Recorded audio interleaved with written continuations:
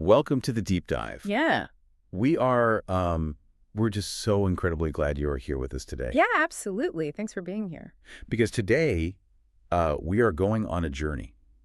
And when I say a journey, I mean we are going to unpack the very lens through which you see your entire life. That sounds like a massive promise, but it really is true. It is. Our mission today is to dig into this towering, it's an expansive stack of notes, excerpts, and forwards.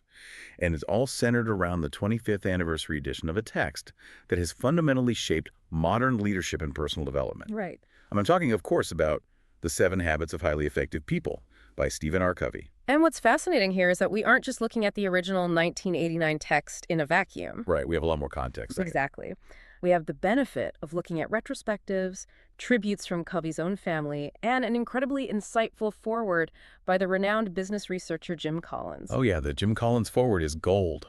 It really is. Plus, we have a 2004 foreword by Covey himself that reevaluates the work for a world that was already rapidly changing back then. So we really have a wealth of material that provides this multidimensional view of these principles. I have to admit, though, when I first looked at the stack of notes for this, I was a little bit skeptical. Why is that? Well, just think about it.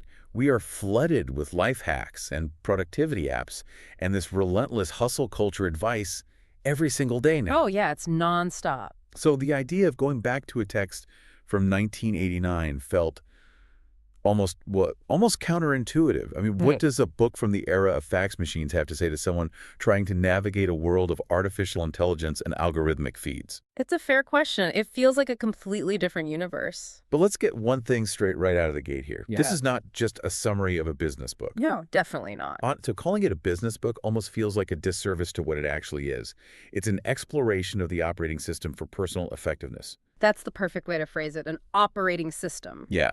So if you have ever felt overwhelmed by those quick fix self-help fads that promise you the moon but leave you right back where you started. Which I think is most of us, honestly. Right. Or if you feel like you're constantly running on a hamster wheel, doing more and more but getting nowhere. Or if you've ever struggled with feeling victimized by the circumstances of your life. Yeah. This deep dive is custom tailored for you. We're going to try and provide some very clear, enduring aha moments today. And the reason it endures despite the massive technological shifts since 1989 is because the core premise we are dealing with today is that these 7 habits are not inventions. Right. They aren't just clever ideas. Exactly. Stephen Covey didn't just sit in a room and dream up 7 catchy phrases to sell books. He identified and synthesized timeless, universal, natural laws. And throughout our discussion today, we are going to explore a massive historical shift in how society views success. We'll also uncover the hidden, almost invisible power of what are called paradigms. We'll lock down the tree-functional definition of a habit, and we will take a profound look into what it actually means to be proactive. Which is a word that has been terribly watered down over the years. It really has. Okay, let's unpack this. I want to start with the brilliant analogy that Jim Collins brings up in his foreword, because it completely reframed my skepticism. The computer analogy. Yes. Think about personal computers before Apple and Microsoft came along. For the average person, a computer was essentially a useless box of wires. Totally inaccessible. Right. And why? Because there was no GUI, no graphical user interface, there were no friendly overlapping windows or mouse pointers or touch screens. You had to know complex programming languages. Exactly. You needed to know command line prompts just to make the machine do the simplest tasks. The power was there, but it was totally locked away from the layperson. And Collins argues that Covey did the exact same thing for personal effectiveness. It's a phenomenal analogy. It really highlights the synthesis aspect of the work. For hundreds of years, humanity had been accumulating wisdom about personal effectiveness. You could read Benjamin Franklin or Peter Drucker. Right, or philosophical texts, religious texts, ancient Stoic writings. The wisdom was out there. It was powerful, but it was scattered. It wasn't user-friendly. Exactly. It wasn't assembled into a coherent framework. Covey essentially created the Windows or Mac OS operating system for personal effectiveness. He packaged it. He took these vast, sometimes abstract, sometimes incredibly dense principles and synthesized them into a standard operating system that anyone from a Fortune 500 CEO to a college student to a stay-at-home parent can actually boot up and apply to their daily lives. And it isn't just about achieving what we typically call success, right? Like making $1 million or getting a promotion. It's about building Oh, character. it's the core of it. Collins points out that Covey wrote primarily about character building because there is no effectiveness without discipline and no discipline without character. He actually uses Bill Gates as an example, which I found fascinating. Yeah, because it challenges a very popular modern narrative.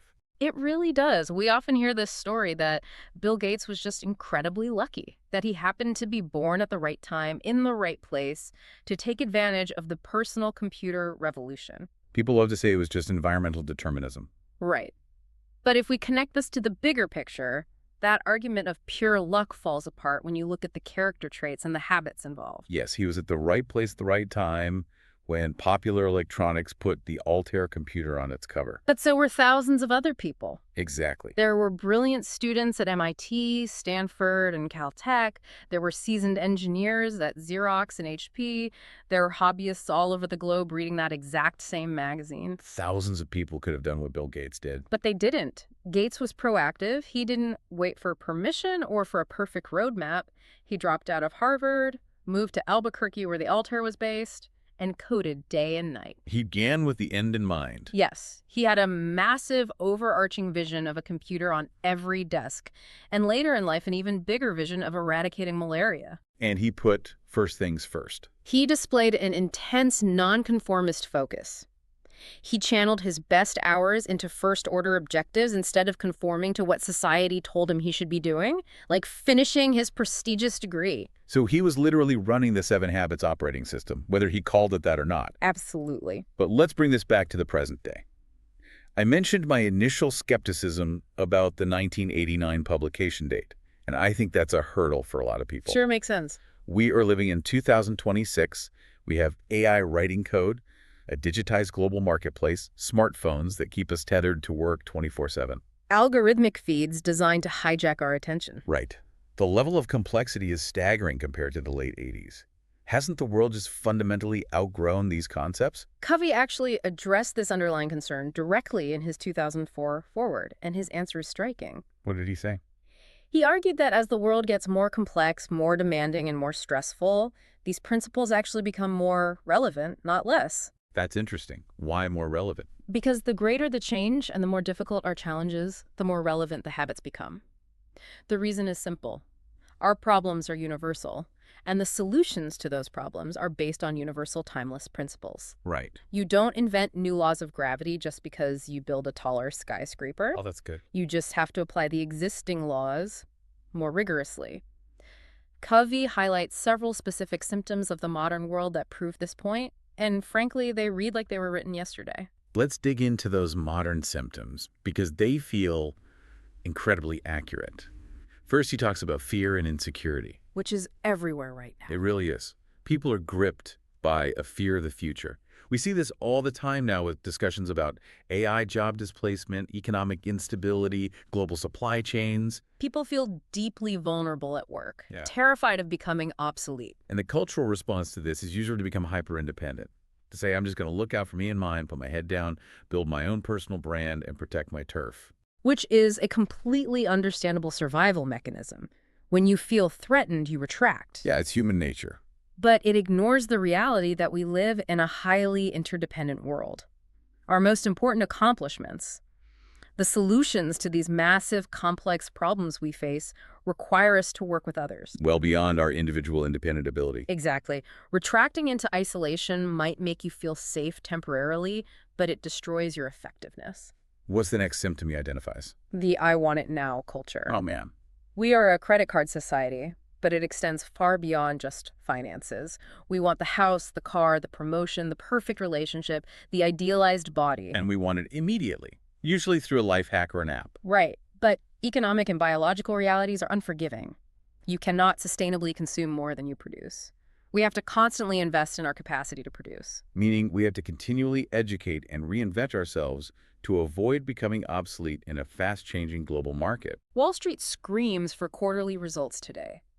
But if you don't invest in the deep capabilities that will produce tomorrow's success, you won't survive. And then there's the addiction to playing the victim. That one is so prevalent. This one hits hard because it is so pervasive in modern discourse, especially online. Oh, absolutely. It's always, if only my boss wasn't an idiot. If only the algorithm didn't hide my posts. If only I hadn't been born in this economic climate. Blame is everywhere. It absolutely is. And the allure of blame is that it provides temporary relief from pain. It's an emotional painkiller. It absolves you of responsibility. But the terrifying downside is that it chains us to the very problems we are complaining about. This raises an important question. What is the alternative to blame? Because giving up blame means taking on a heavy burden. The alternative is the supreme power of choice. It's finding someone humble enough to accept responsibility for their circumstances and courageous enough to take the initiative to creatively work through them. And when people don't do that, when they get stuck in that loop of blame, they fall into the next symptom. Hopelessness. Right. Hopelessness, when you believe you are a victim of determinism.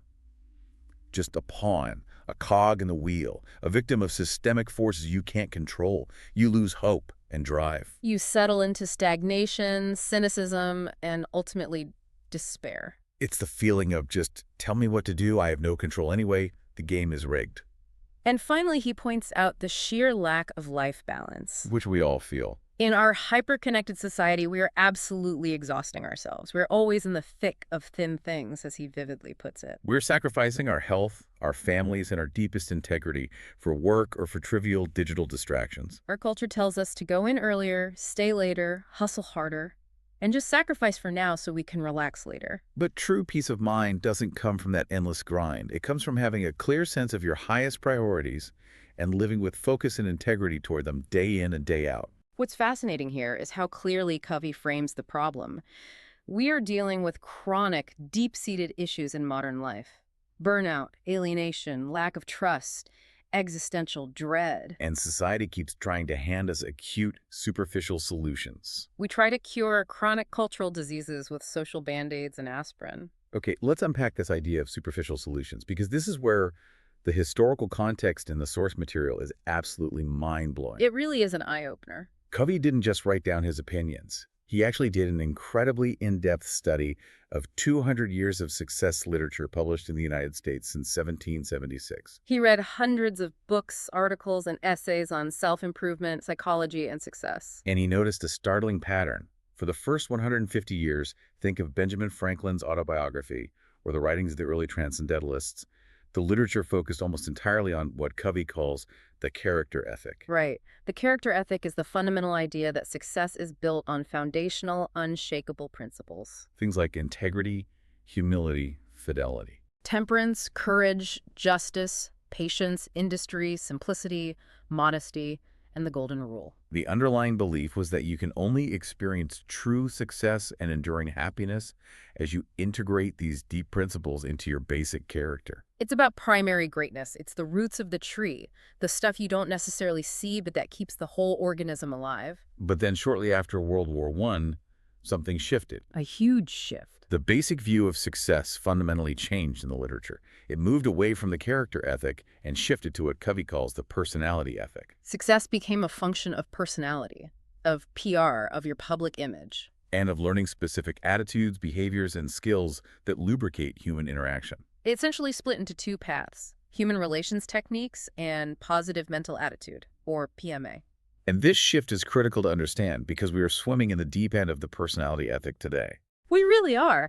And while some of the positive mental attitude maxims were inspiring, like your attitude determines your altitude, a lot of the personality ethic literature was, and still is, actually quite manipulative. Oh, totally. It taught quick-fix influence techniques. It taught people how to use the power look, how to subtly intimidate their way through life, or how to fake interest in someone else's hobbies just to get what they wanted out of a negotiation. Character was occasionally mentioned, but only as lip service. The primary focus was on the social band-aids. I see this constantly today. Think about the modern corporate PR apology. Oh, that's a perfect example. A company does something terrible, violates the trust of its customers, and instead of a fundamental shift in character or business practices, they hire a crisis management firm to craft the perfect, empathetic-sounding statement. It's pure personality ethic. Or think about hustle culture on social media. Fake it till you make it. It's all about projecting an image of success, hoping the reality eventually catches up. But the problem with social band-aids is that they don't cure chronic diseases. Hmm. You can use charm to get by in a short-term interaction. You can manipulate a first impression. Sure. But in a long-term relationship, whether it's a marriage or a business partnership, your true motives will eventually surface. You cannot fake it forever. The underlying flaw of the personality ethic is perfectly illustrated by an analogy Covey uses. He talks about the utter absurdity of trying to cram on a farm. If we connect this to the bigger picture natural systems, it makes perfect sense. Think about an artificial system like a high school or college test.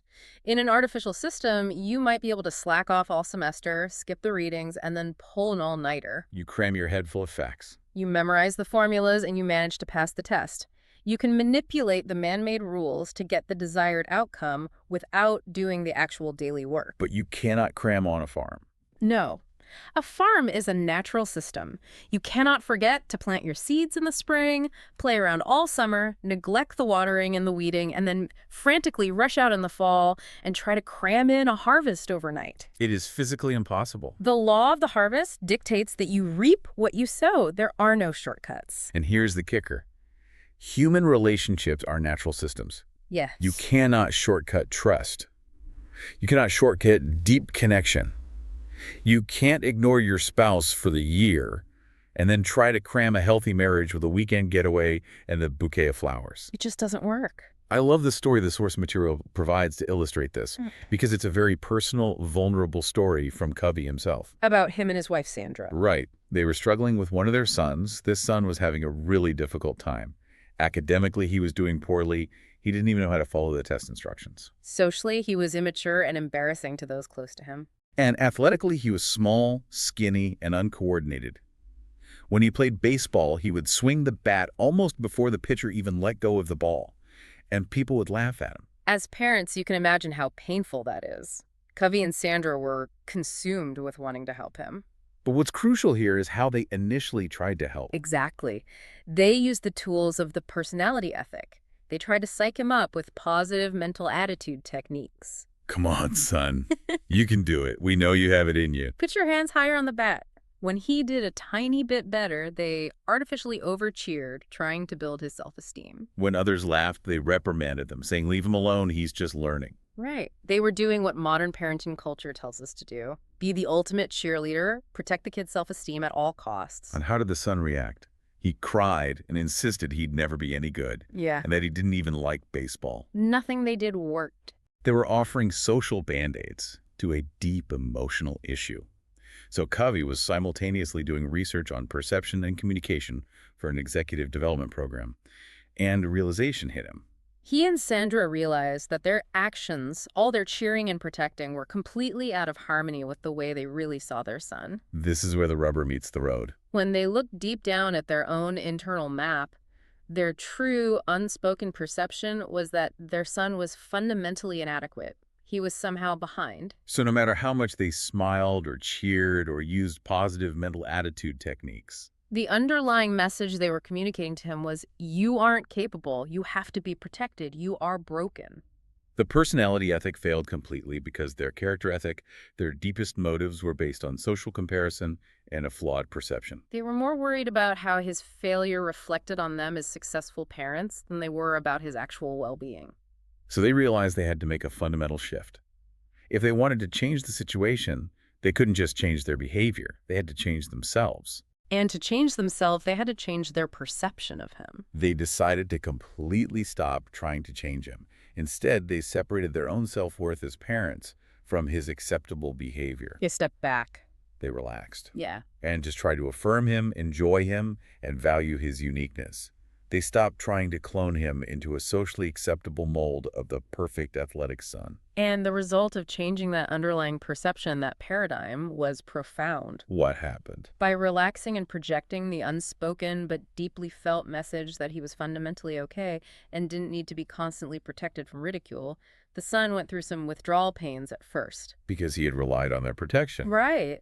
But then, without the pressure of their expectations weighing him down, he began to feel a quiet internal confidence. He began to blossom at his own pace. Over the years, he was elected to student body leadership positions, became an all-state athlete, and brought home straight A's. But as the text notes, those socially impressive accomplishments were just a serendipitous byproduct of the fact that his parents finally saw him as capable, which allowed him to see himself as capable. That story is such a powerful gateway into the next massive concept in this deep dive: paradigms. Yes, we've used that word a few times now. We need to really define what a paradigm is, Mm-hmm. because it is the invisible force controlling everything we do.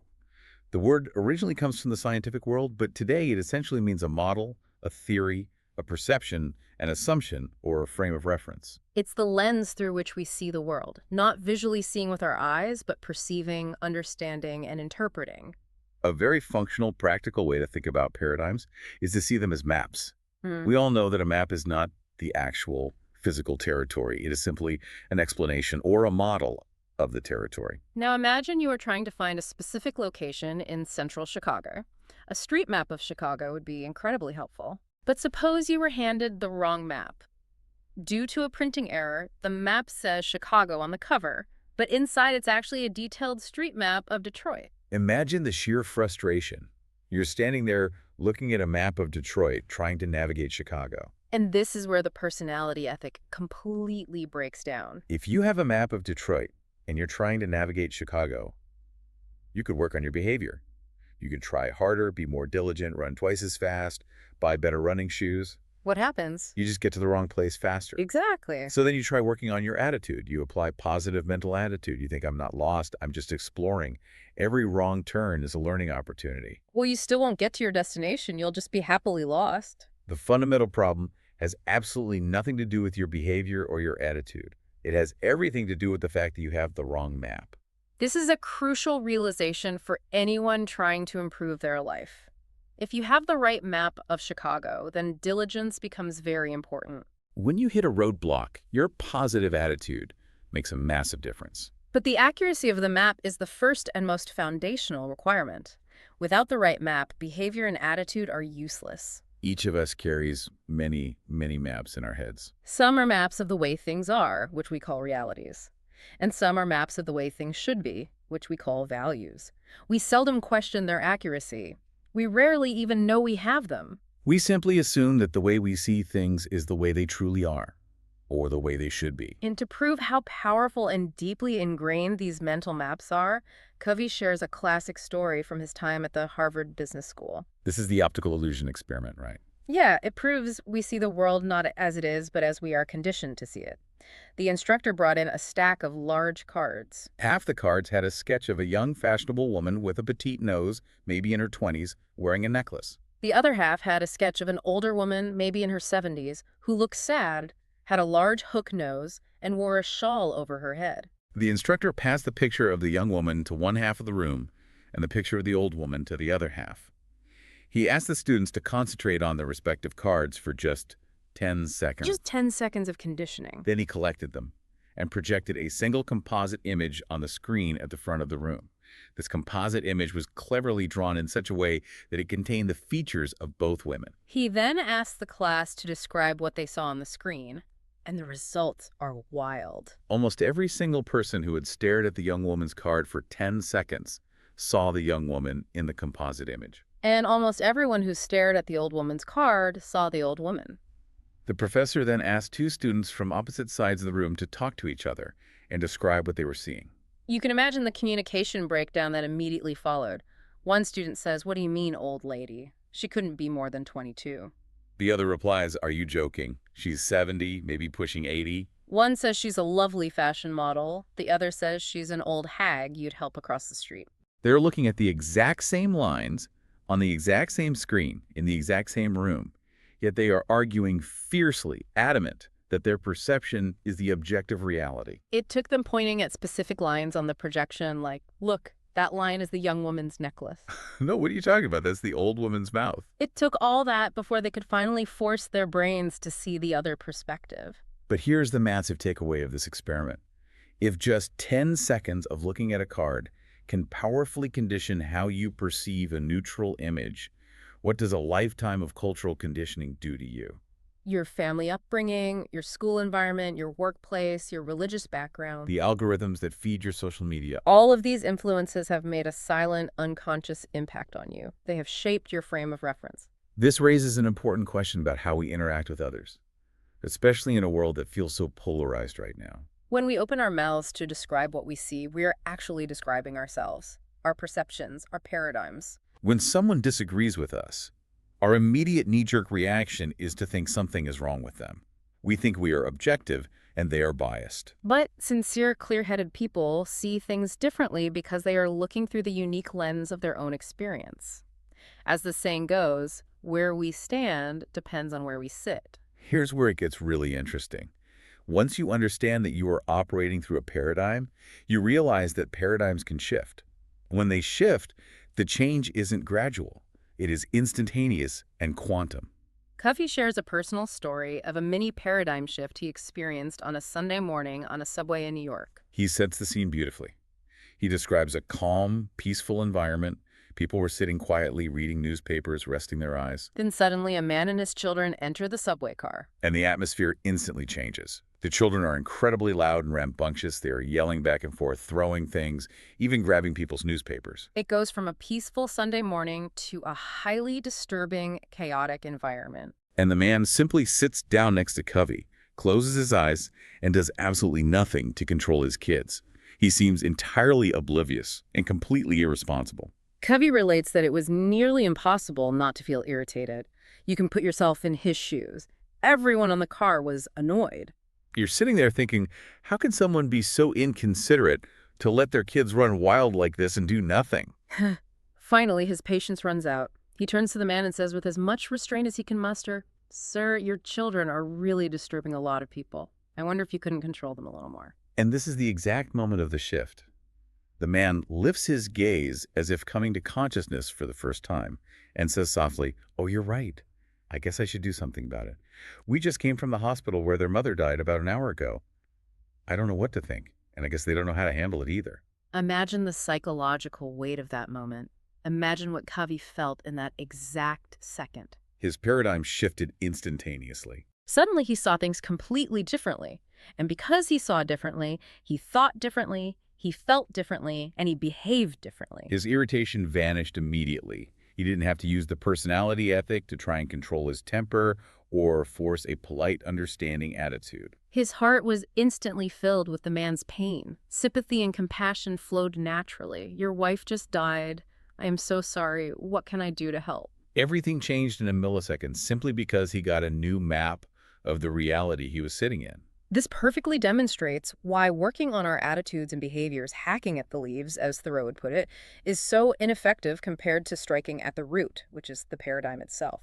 If we want quantum change, we have to change the way we see. However, it's vital to understand a caveat here. While our paradigms are subjective maps, there is an objective territory. There are underlying principles that do not change regardless of how we perceive them. Yes, the lighthouse principle. This is the anchor. I love the story they use for this. It's an account from Frank Koch in the Naval Institute's magazine, Proceedings. He was serving on a battleship on maneuvers in heavy weather. It's night. Visibility is incredibly poor. Patchy fog everywhere. The lookout reports a light bearing on the starboard bow, and it's steady, meaning they are on a direct collision course. So the captain orders the signalman to send a message. "We are on a collision course. Advise you change course 20 degrees. Back comes a flashing signal.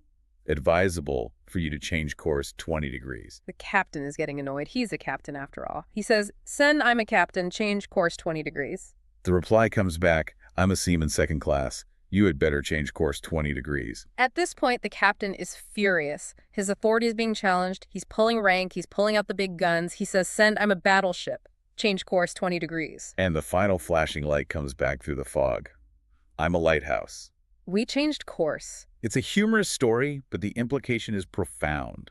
The captain experienced a massive paradigm shift. His limited perception, his map, which told him he was the biggest thing on the water and everyone else should move, was superseded by objective reality. Principles are like lighthouses.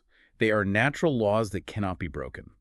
As Cecil B. DeMille said regarding the Ten Commandments, it is impossible for us to break the law. We can only break ourselves against the law. You can argue about gravity, you can ignore it, you can say you don't believe in it, but if you step off a roof, you will fall. Honesty, integrity, human dignity, fairness, growth, patience.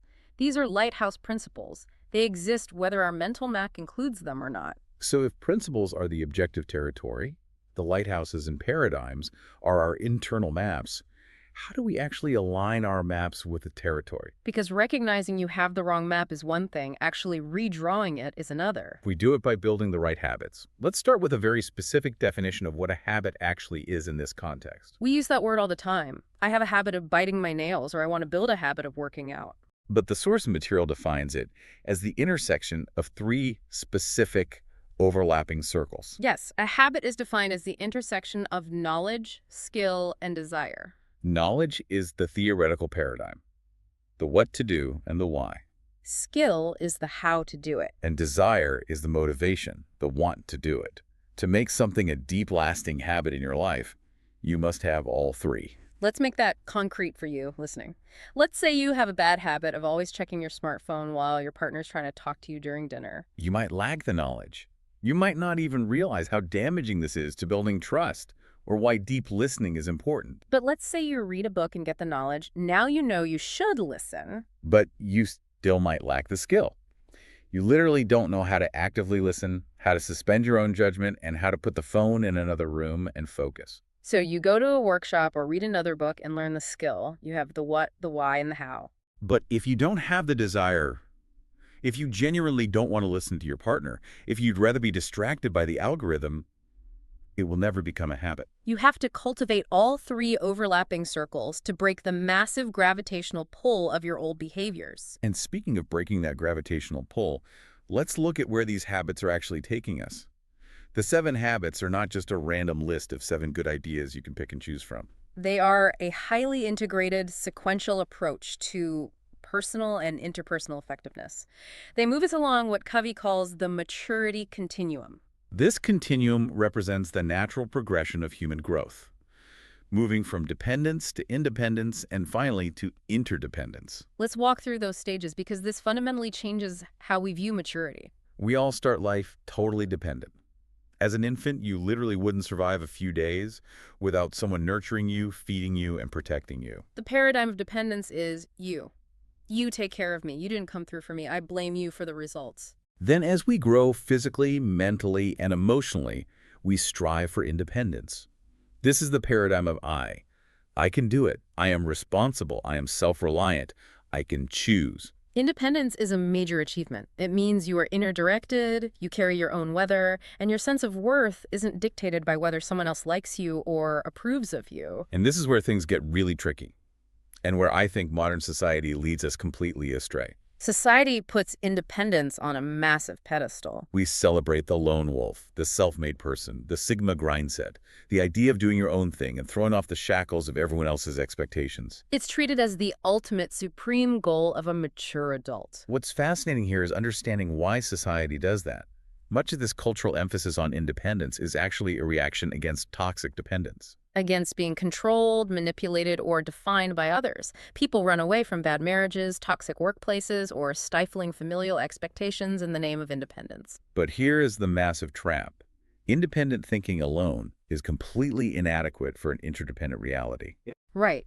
If you are a purely independent person who doesn't know how to work with others, you might be a great individual contributor, but you will be a terrible leader, a terrible team player, and a terrible spouse. Because life is by nature highly interdependent. Trying to achieve maximum effectiveness through pure independence is like trying to play tennis with a golf club. It's the wrong tool for the reality of the game. You can't run a successful company, raise a healthy family, or build a thriving community purely on I. Which brings us to the highest level of the continuum, interdependence. This is the paradigm of we. We can do it. We can cooperate. We can combine our unique talents and abilities to create something far greater together than we ever could alone. It is a far more mature, advanced concept. But here is the critical unbreakable rule. Interdependence is a choice that only independent people can make. Dependent people cannot choose to be genuinely interdependent because they don't earn enough of themselves.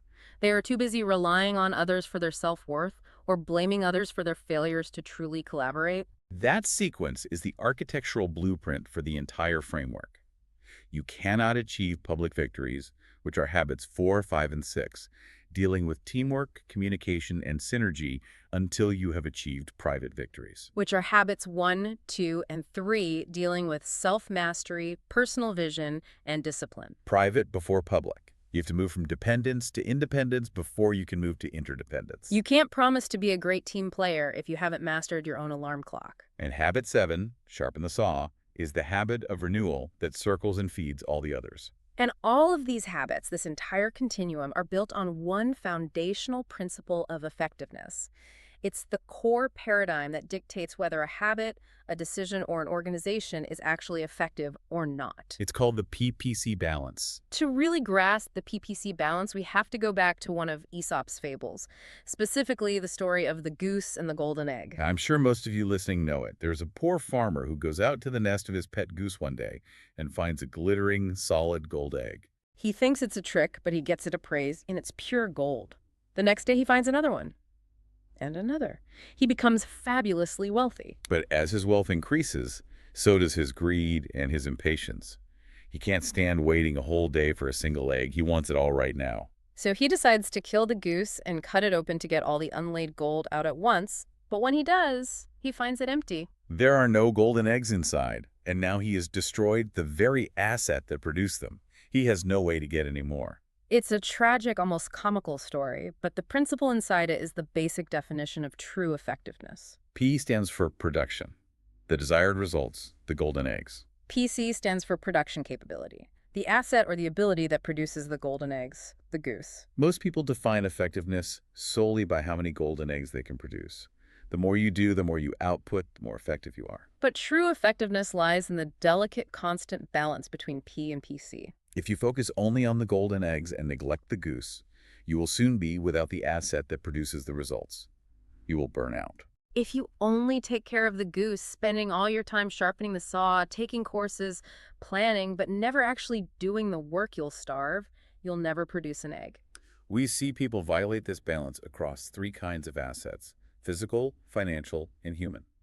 Physical assets are easy to picture. Covey talks about buying a power lawnmower. He used it over and over, season after season, to get the P, the mowed lawn. But he never did any maintenance on it. He didn't change the oil, didn't sharpen the blade.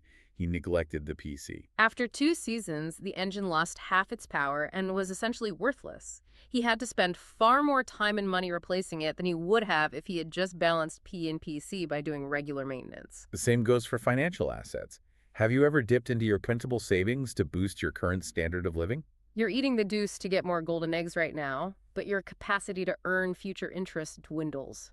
But where this principle becomes incredibly critical and often devastating when ignored is with human assets. Because people control the physical and financial assets. When we ignore the PPC balance with human beings, the results are disastrous. The text provides a great example of a restaurant that was famous for its fantastic clam chowder. It was packed every day at lunch. Then the business was sold. The new owner came in with a severe golden egg mentality. He wanted to boost short-term profits immediately, so he decided to water down the clam chowder. And for a month it worked. Costs went down, revenue stayed the same, and profits skyrocketed. Golden eggs everywhere. The new owner looked like a genius. But slowly, the customers realized what was happening. The quality was gone. They stopped coming. The new owner destroyed the trust, which was the PC, the goose that provided the customer loyalty. The business dwindled to almost nothing. We see this in corporate management all the time, especially with the obsession over quarterly earnings. Covey recounts a discussion with a manager who asked how to shape up lazy employees. One guy in the group said, drop hand grenades, shape up, or ship out. But when challenged on whether he'd treat his customers that way, the guy said, of course not. You can't do that to customers.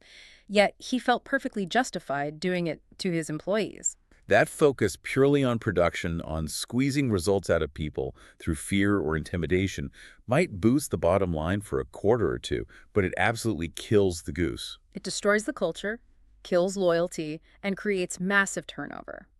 You can buy a person's physical presence, but you cannot buy their heart, their mind, or their creative energy. This applies so deeply to parenting and families too. Covey shares a very vulnerable story about a time he violated this principle with his own 3-year-old daughter. He came home on her birthday, and she was in the corner of the room, fiercely hoarding all her presents, refusing to let the other kids play with them. The room was full of parents watching this selfish display, and Covey felt intensely embarrassed. He was teaching human relations and leadership at a university, and here was his kid acting like a little tyrant. So his desired result, his P, his golden egg, was for her to share the toys and for him to look like a good, capable parent in front of his peers. He started with a simple request. She said no. He tried reasoning. She said no. He tried bribery with a piece of gum. She exploded. He tried fear and threats. "You'll be in real trouble if you don't share." She yelled back, "I don't care, these are mine." Finally feeling cornered, he just used his size and authority, physically took the toys from her, and handed them to the other kids. He got the golden egg. The toys were shared. The other parents smiled. But at what cost to the goose? He realized later that he valued the opinion of those other parents more than he valued the growth and development of his own child. Because he lacked the emotional maturity to be patient, to understand her perspective on a day that was supposed to be hers, he borrowed strength from his position of authority. But borrowing strength always builds weakness. It builds weakness in the parent who becomes reliant on force rather than influence. It builds weakness in the child who doesn't learn internal discipline, but merely learns to submit to power. And it builds weakness in the relationship as fear and resentment replace cooperation. Now contrast that with a beautiful example of investing in PC. Covey talks about taking one of his daughters on a one-on-one date. He asked her what she wanted to do, and she reluctantly admitted she wanted to see Star Wars. Now, Covey freely admits he does not like fantasy movies. He had actually slept through Star Wars before. He found it loud and boring. Yes, the Jedi Knight story. She tells him, "Dad, you don't like it because you don't understand the philosophy and training of a Jedi Knight. The things you teach, Dad, the principles you write about, are the exact same things that go into their training." So he goes to the movie with her, but he makes a crucial paradigm shift. He stops being the teacher and becomes her student. He sits next to her, she explains the paradigm of the Force and the Jedi, and he becomes totally fascinated. And look at the results. It was a pure PC investment. He went just to understand her world, to feed the goose of their relationship. He wasn't trying to extract a golden egg. But the serendipitous result was a profound bonding experience, a fantastic, deep conversation afterward, and a stronger connection. He got the golden eggs because he invested in the goose. That is the essence of true effectiveness. So if effectiveness relies on balancing P and PC, and we have to move from dependence to independence to do that, what is the first step? How do you actually boot up this operating system? This brings us to habit 1. Be proactive. This is the foundation of everything else. Without habit 1, the other 6 are impossible. It starts with taking a long, hard look in the social mirror. We talked earlier about those 3 maps of determinism that so many people use to excuse their situation. Let's really define them, because most of us operate under at least one of them without even realizing it. Determinism is the fundamental belief that you are essentially programmed, that you are a victim of stimulus and response, much like Pavlov's dogs. The first map is genetic determinism. This says your grandparents did it to you. You have a short temper because your Irish ancestors had short tempers, and it's in your DNA. You are a night owl because of your genetics. The second map is psychic determinism. This says your parents did it to you. Your childhood experiences, the emotional scripting when you were young and vulnerable, laid out your character permanently. You are afraid of public speaking because you were mocked in 3rd grade and you can't change it. And the third is environmental determinism. This says your boss, your spouse, the economy, the algorithm, or the national debt is doing it to you. Someone or something in your environment is responsible for your current situation. In all 3 cases, the underlying message is, I am not responsible. And to be clear, genetics, upbringing, and environment do influence us heavily. It would be foolish to say they don't, but determinism says they dictate us. To shatter that paradigm, the text provides one of the most powerful, harrowing, and ultimately uplifting stories I have ever read. It's the story of Viktor Frankl. I want to tell this respectfully and vividly because it is the crucible from which true proactivity is forged. Viktor Frankl was a psychiatrist raised in the Freudian tradition. He was literally trained in determinism, the psychological idea that your childhood shapes you entirely and you can't do much about it. Frankl was also Jewish, and during World War II, he was imprisoned in the Nazi death camps. His entire family, his parents, his brother, his wife, died in the camps or were sent to the gas ovens, except for his sister. Frankl himself suffered unimaginable torture and indignities. He never knew from one minute to the next if he would be sent to the ovens or if he would be ordered to shovel out the ashes of his fellow prisoners. His captors controlled every single aspect of his physical environment. They controlled what he ate, when he slept, and what physical pain he endured. But one day, naked and alone in a small room, Frankl had a realization. He became aware of what he later called the last of the human freedoms. He realized that his Nazi captors could control his entire environment. They could torture his body, they could determine his physical fate, but they could not control his basic internal identity. He was a self-aware being. He could observe his own involvement. And he realized that between what happened to him, the stimulus, and how he reacted to it, the response, he had the ultimate freedom to choose. This is the core insight of human existence. Between stimulus and response, there is a space. And in that space lies our freedom and power to choose our response. Frankl started exercising this embryonic freedom. In the midst of torture, he would use his imagination. He would picture himself in the future, standing in a warm, well-lit classroom in Vienna, lecturing his students about the profound psychological lessons he was learning in the death camps right at that moment. By using his uniquely human endowments, his self-awareness, his imagination, his conscience, and his independent will, he expanded his internal freedom until it was actually larger than the liberty of his captors. They had more liberty, more physical options, but he had more freedom, more internal power. He became an inspiration to the other prisoners and, astonishingly, even to the guards. So what does this all mean for us today? Obviously, most of us will never face the horrors of a death camp. Our stimulus might be a rude email from a boss, a massive traffic jam, or a social media post that enrages us. But the principle is exactly the same. Animals are programmed by instinct and training. You can train a dog, but the dog can't step back and evaluate its training. Humans can. We can write our own programming. And that is the true definition of proactivity. It isn't just being picky or aggressively taking initiative or hustling. Look at the word itself. Responsibility. Responsibility. The ability to choose your response. Highly proactive people recognize that responsibility. They do not blame circumstances, conditions, or conditioning for their behavior. Their behavior is a product of their own conscious choice, based on values, rather than a product of their conditions, based on feelings. And that fundamentally distinguishes them from reactive people. Reactive people are driven by their physical environment. If the weather is good, they feel good. If it's raining, they are gloomy and their performance drops. Proactive people carry their own weather. It doesn't matter if it rains or shines because they are driven by the value of producing good work. Reactive people are driven by the social weather. If people treat them nicely, they feel well. If people are rude, they become defensive and aggressive. They build their emotional lives entirely around the weaknesses and behaviors of other people. Eleanor Roosevelt famously said, "No one can hurt you without your consent." It is our willing permission, our consent to what happens to us, that actually hurts us far more than the event itself. And I know if you are listening to this right now, that can be a very tough, bitter pill to swallow. If you've spent years blaming a bad boss, a rough childhood, or an unfair economy for your misery, taking responsibility feels terrifying. It feels like you are letting them off the hook. But until you can honestly say, "I am what I am today because of the choices I made yesterday," you cannot say, "I choose otherwise." The text shares a brilliant anecdote that illustrates how liberating this realization can actually be.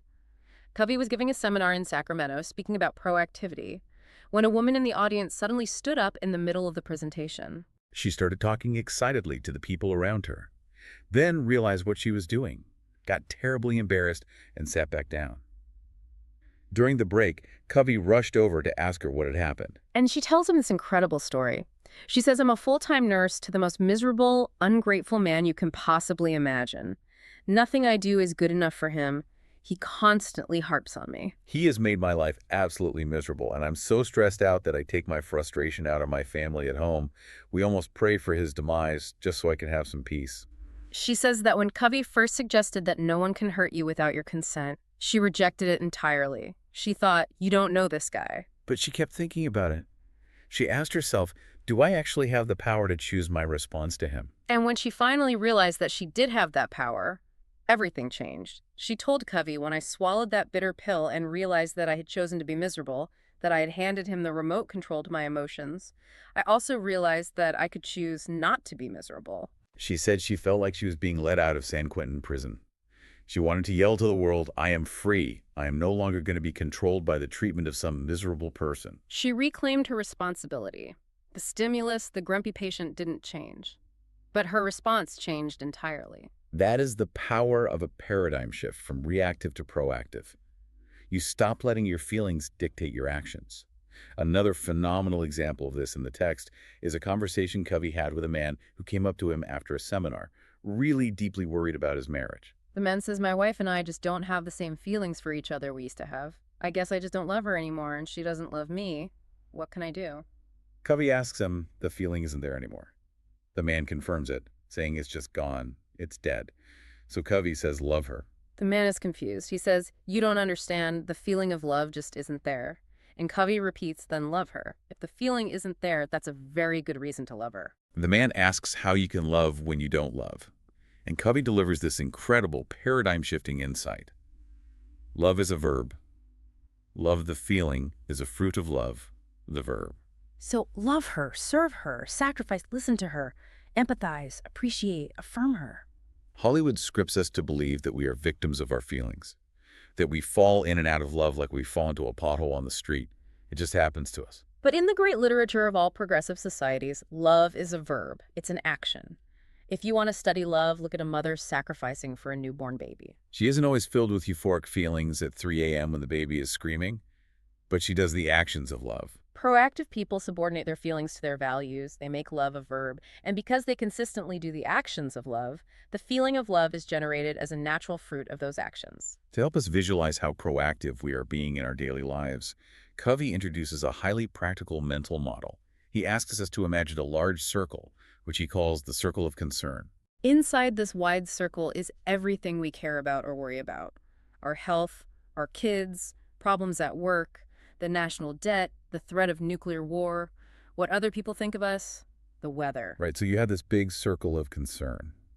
But if you look closely at all the items inside that circle, you realize there are some things you have absolutely zero control over, like the weather, or the national debt, or how someone else chooses to drive on the freeway. And there are things you can actually do something about, like your own health habits or how you choose to treat your kids. So inside that big circle of concern, you draw a smaller circle.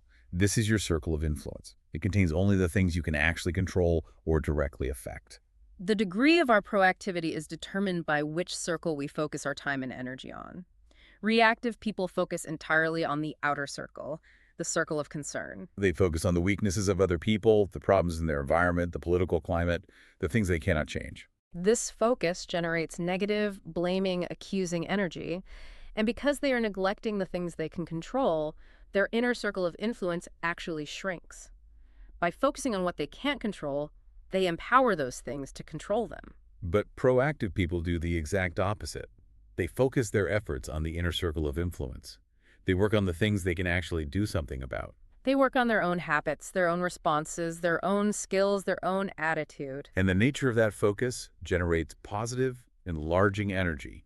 Because they are taking action and building trust and competence, their circle of influence actually grows and expands. They carry their own weather, and eventually that weather starts affecting the climate around them. If we pull all of this together and synthesize what we've covered in this deep dive, we're looking at a fundamental rewiring of the human operating system. We are talking about shifting our paradigm away from the quick fix, manipulative tricks of the personality ethic and rooting ourselves deeply in the timeless lighthouse principles of the character ethic. We are recognizing that true effectiveness requires a delicate, constant balance between the golden eggs we want to produce and the goose, the human relationships and physical capabilities that produces them. And most importantly, we are claiming our uniquely human power.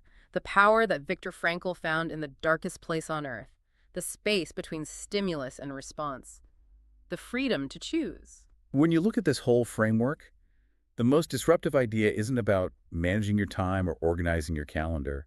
It's the realization that you are the programmer. You aren't just running the software. You can rewrite the code. It is a process. It is an upward spiral of growth that moves you from dependence to independence and finally to interdependence. It requires cultivating knowledge, skill, and desire. But the freedom that comes with recognizing your own responsibility is unparalleled. We want to leave you with one final provocative thought to mull over, drawn from the very end of our source material. Covey points out that all the problems we face fall into one of three categories. First, direct control problems. These involve our own behavior. Second, indirect control problems. These involve other people's behavior. And third, no control problems. These are things we can do absolutely nothing about, like our past or certain situational realities. So here is the thought to take with you today. What if the situations where you have absolutely no control are actually your greatest opportunities? What if the things you cannot change are the exact crucibles designed to let you exercise your ultimate human freedom, the freedom to choose how you will respond, how you will adapt, and how you will carry your own weather through the storm? Thank you for joining us on this deep dive. We'll see you next time.